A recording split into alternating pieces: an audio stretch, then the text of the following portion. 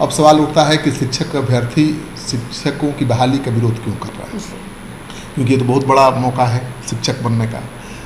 देखिए, दरअसल सरकार ने संशोधन कर दिया है शिक्षा नियम में, शिक्षा नियमावली में, और ये आखिरी संशोधन है। और इस संशोधन के अनुसार दूसरे राज्यों के छात्र भी अब बिहार में शिक्षक बनने के लिए आवेदन दे सकते हैं, पहले नहीं दे सकते थे। तो डोमिसाइल नीति को बिहार सरकार ने खत्म कर दिया है शिक्षकों की बहाली में।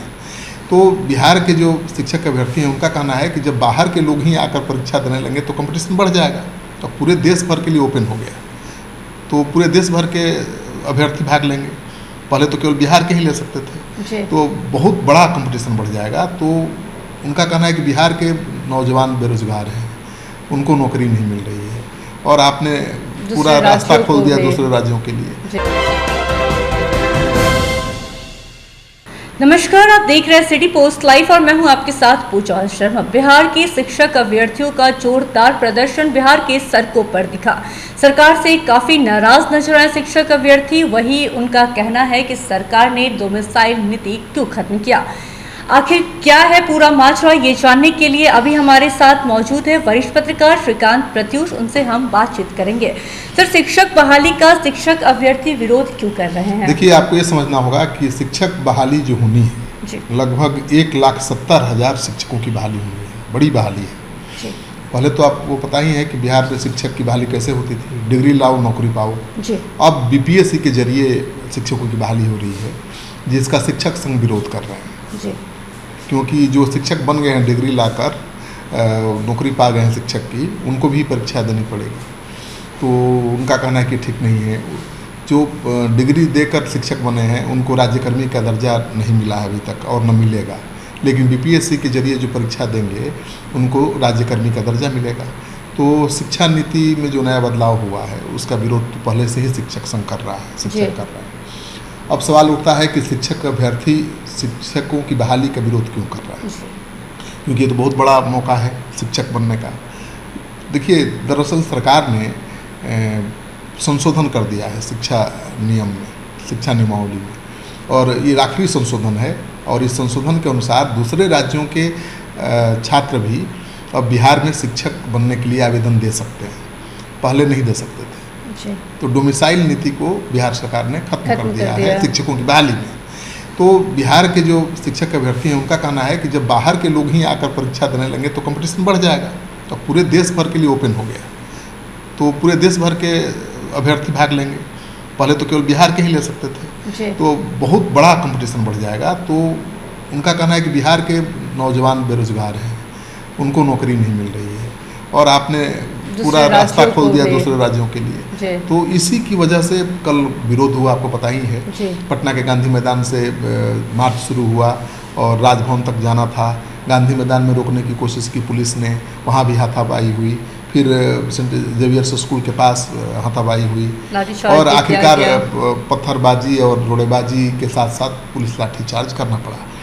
तो लाठीचार्ज का भी काफ़ी विरोध हो रहा है कि भाई शिक्षक अभ्यर्थियों पर लाठीचार्ज क्यों सरकार ने। सर, ऐसे में ये भी सवाल उठता है कि दूसरे राज्य में क्या कुछ व्यवस्था है, कैसे उन लोगों को नौकरी मिल सकती है? देखिए, आपका सवाल है कि दूसरे राज्यों में बिहारियों को कैसे नौकरी मिलती है, चाहे दूसरे राज्यों में दूसरे राज्यों के लोगों को नौकरी कैसे मिलती है। तो हर राज्य में अलग अलग प्रावधान है।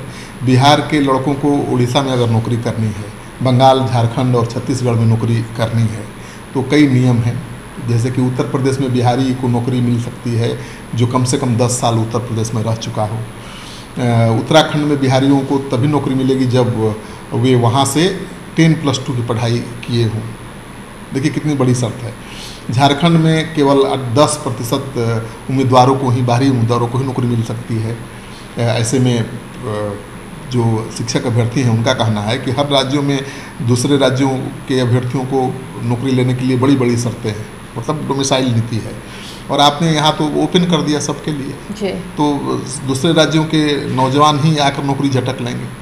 लेकिन बिहार सरकार का कहना है कि खासतौर पर शिक्षा मंत्री ने यहाँ तक कह दिया कि बिहार में योग्य शिक्षक ही नहीं है, मैथ के, इंग्लिश के, साइंस के भी। तो उसका भी विरोध हो रहा है कि भाई बिहार ऐसा राज्य है जहाँ से यूपीएससी सबसे ज़्यादा लड़के क्रैक करते हैं।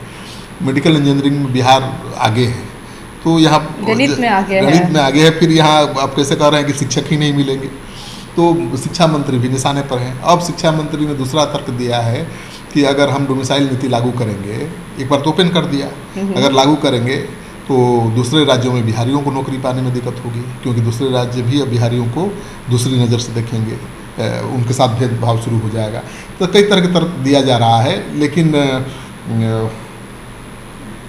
नीतीश सरकार ने शिक्षा, हाँ सर, ये भी सवाल उठता है कि नीतीश कुमार ने शिक्षा नियुक्ति में डोमिसाइल हटाने का निर्णय क्यों लिया फिर? हाँ देखिए, ये तो सरकार ही बताएगी कि शिक्षा नीति जो बनी है नियमावली, उसमें क्यों दूसरे राज्यों के उम्मीदवारों को आवेदन करने की छूट दी गई।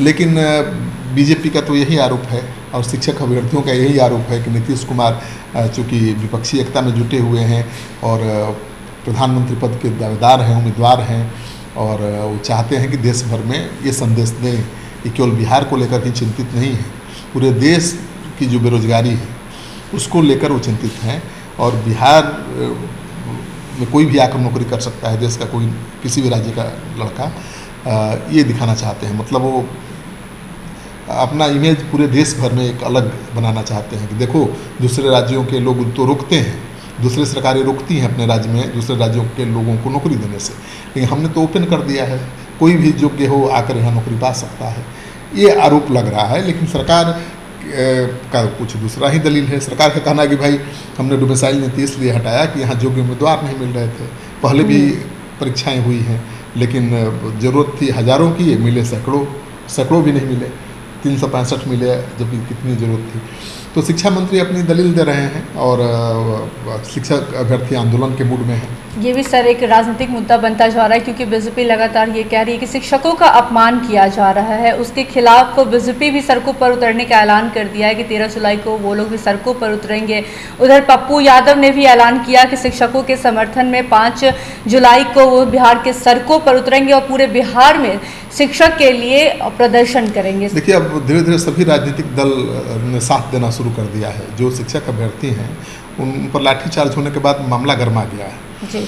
और अब बीजेपी ने तो कहा है कि 13 जुलाई को वो विधानसभा मार्च करेगी। पप्पू यादव ने 5 को कर दिया है ऐलान। उसी तरह से धीरे धीरे सभी दल खड़े होते जा रहे हैं छात्रों के साथ, अभ्यर्थियों के साथ और शिक्षकों के साथ। आपको पता ही है कि सरकार में शामिल है वाम दल, लेकिन माले लगातार शिक्षकों के साथ खड़ी नजर आती है जी। और वो सरकार के खिलाफ धरना पर भी बैठती है, प्रदर्शन भी करती है और कह रही है कि सरकार का जो फैसला है बीपीएससी के जरिए परीक्षा लेने का वो सही नहीं है। वो जो पहले से निबंधित शिक्षक हैं उनको राज्यकर्मी का दर्जा देने की मांग कर रही है। तो राजनीतिक सपोर्ट मिलने लगा है और डोमिसाइल नीति को लेकर तो और भी ज़्यादा। बीजेपी का कहना है कि राज्य के बच्चों को नौकरी नहीं मिलेगी या दूसरे राज्यों के लिए आप खोल दीजिएगा। तो बीजेपी ने राजभवन विधानसभा मार्च का ऐलान कर दिया है, पप्पू यादव ने मार्च का ऐलान कर दिया है, हम पार्टी ने भी समर्थन दे दिया है। तो धीरे धीरे सभी विपक्षी दल जो हैं वो शिक्षक अभ्यर्थियों के पक्ष में गोलबंद होते जा रहे हैं डोमिसाइल नीति के विरोध में। तो डोमिसाइल नीति हटाए जाने के विरोध में तो मुझे लगता है कि अब सवाल ये उठता है क्या सरकार विचार करेगी। हाँ, ये भी बड़ा सवाल खड़ा होता है ऐसे में। नीतीश कुमार जो फैसला ले लेते हैं वो जल्द पीछे हटते नहीं हैं और आप देख ही रही हैं कि उन्होंने फैसला ले लिया है कि पूरे देश के नौजवान भाग ले सकते हैं शिक्षक भर्ती की परीक्षा में। तो मुझे नहीं लगता है कि वो वापस लेंगे, लेकिन सवाल ये भी उठता है कि जब सभी राजनीतिक दल गोलबंद हो जाएंगे, शिक्षक अभ्यर्थी अपने आंदोलन को और ज़्यादा तेज कर देंगे, तो सरकार क्या करेगी। क्योंकि अब तो चुनाव भी आने वाला है और चुनाव के पहले 1.25 लाख शिक्षकों की बहाली हो रही है, तो इसका फ़ायदा सरकार को मिलना चाहिए ना जी। तो ये तो आंदोलन होगा तो उल्टा पड़ जाएगा, सरकार को नुकसान हो जाएगा। तो हो सकता है कि सरकार डोमिसाइल नीति को फिर से लागू करने पर विचार करे। संशोधन तो होता ही रहता है, बहुत संशोधन हुए हैं। शिक्षा नीति जब से बनी है तब से कई संशोधन हो गए। ये आखिरी संशोधन है जिसमें दूसरे राज्यों के छात्रों को परीक्षा में शामिल होने की छूट मिली है। तो सरकार हटा भी सकती है। सर, इसको कहीं ना कहीं विपक्षी एकजुटता से भी जोड़ा जा रहा है। देखिए, नीतीश कुमार के जो लोग हैं, समर्थक हैं, जिनके चाहने वाले हैं, उनका कहना है कि नीतीश कुमार जिस तरह से विपक्षी एकता को लेकर काम कर रहे हैं उससे बीजेपी घबराई हुई है और उनके हर अच्छे काम का विरोध कर रहे हैं। अब ये तो सच है कि नीतीश कुमार ने बहुत बड़ा काम करके दिखाया है। 15 दलों के नेताओं को पटना में बैठा दिया, उनके बीच सहमति बन गई कि हम बीजेपी के खिलाफ लड़ेंगे जी। लेकिन अभी तो बहुत आगे काम होना है विपक्षी एकता को लेकर। अभी तो ये तय होना है कि कौन कितनी सीटों पर लड़ेगा। क्या ममता और केजरीवाल कांग्रेस के साथ एडजस्ट करेंगे? तो कांग्रेस ही लीड करेगी, ये तो तय हो गया है पटना की बैठक में, क्योंकि पटना की बैठक का नेतृत्व तो नीतीश कुमार ने किया, लेकिन अगली बैठक की जिम्मेवारी कांग्रेस को सौंप दी गई है। अब कांग्रेस को ब्लूप्रिंट लेकर उपस्थित होना है और बताना है सबको भाई कैसे समझौता होगा, सीटों का बंटवारा कैसे होगा, कहाँ।